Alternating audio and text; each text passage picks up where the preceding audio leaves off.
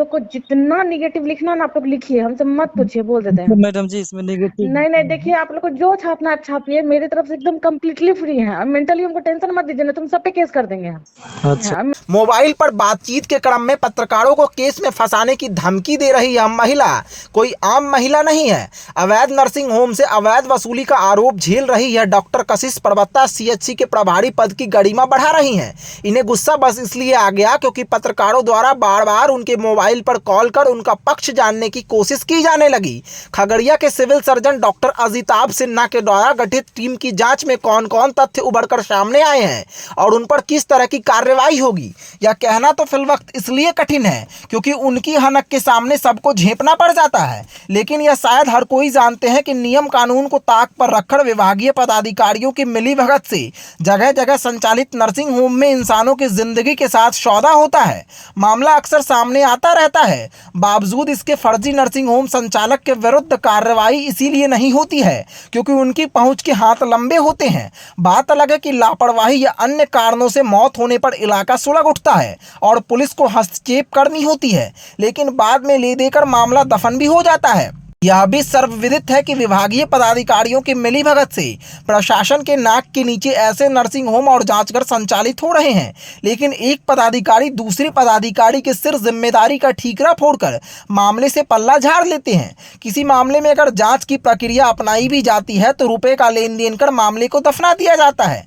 स्थिति का अंदाजा इस बात से भी लगाया जा सकता है कि एक तो बंद कमरे में जाँच होती है, वहीं दूसरी ओर कोई पदाधिकारी इस मामले में सीधी मुँह बात करने को भी तैयार नहीं होते हैं। हद तो यह है कि आरोपी पदाधिकारी का पक्ष जानने के लिए अगर किसी पत्रकार द्वारा उनके मोबाइल पर कॉल किया जाता है तो उन्हें केस में फंसाने की धमकी दी जाने लगती है। अब ऐसे पदाधिकारी को कौन समझाए कि पत्रकारों का काम सच जानना और उसे पब्लिक तक पहुंचाना होता है। ऐसी परिस्थिति में पत्रकार मामले की तह तक जाने के लिए कॉल तो करेगा ही।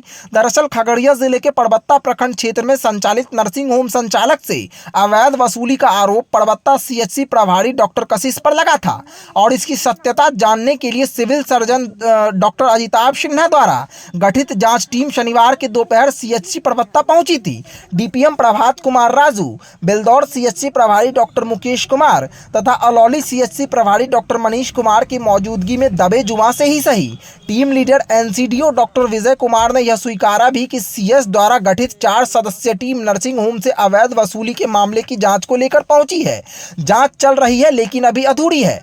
उन्होंने यह कहने में भी संकोच नहीं किया कि परबत्ता सीएचसी प्रभारी पर लगे आरोप के एवज में साक्ष्य इकट्ठा किया जा रहा है। सभी साक्ष्य को देखा जा रहा है। चूंकि जांच गोपनीय तरीके से की जा रही है इसीलिए इसे सार्वजनिक नहीं किया जा सकता है। जांच रिपोर्ट सिविल सर्जन को समर्पित किए जाएंगे। इस संदर्भ में एक दैनिक अखबार के पत्रकार श्रवण आकाश द्वारा जब सीएचसी प्रभारी डॉक्टर कशिश से बात करने की कोशिश की गई तो वह हत्ते से उखड़ गई और कहने लगे कि जिनको जो छापना है छापिए, अगर बार बार पूछकर परेशान करेंगे तो सभी पर मुकदमा कर दूंगी। बहरहाल नर्सिंग होम से अवैध वसूली के मामले में परबत्ता सीएचसी की प्रभारी शामिल है या नहीं, और अगर शामिल है तो उनके साथ और कौन कौन दोषी हैं, यह तो जांच के बाद ही स्पष्ट हो सकेगा।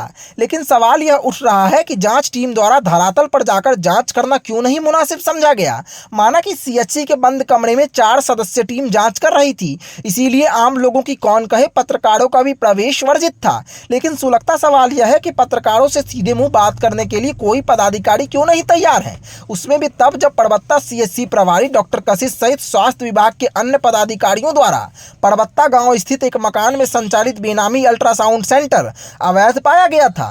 बीते 22 जुलाई को की गई छापेमारी के दौरान यह तथ्य भी सामने आए थे कि आशा कर्मी महिलाओं को लेकर उस अवैध अल्ट्रासाउंड सेंटर में जांच कराने गई थी। यह भी कहा गया था कि परबत्ता तोरण द्वार के अंदर संचालित मां गंगा हॉस्पिटल के आड़ में बनी बेनामी अल्ट्रासाउंड सेंटर संचालित हो रहे थे। अल्ट्रासाउंड सेंटर संचालक ने तो कोई कागजात नहीं ही दिखाया।